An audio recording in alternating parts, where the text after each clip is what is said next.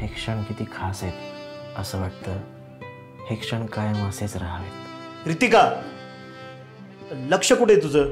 कोण आहेस तू आणि मला का फोन केलाय? काल तू खोटं बोललीस ना. अगं मला खूप टेन्शन आलंय ग. तू मला सांगणार मी कधी रागवायचं का नाही ते? रितिका कुठे?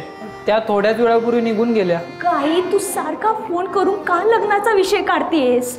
रितिकाचं वागणं ना आता टोकाला गेलंय. माझ्या आयुष्यात ढवळाढवळ करायची गरज नाहीये.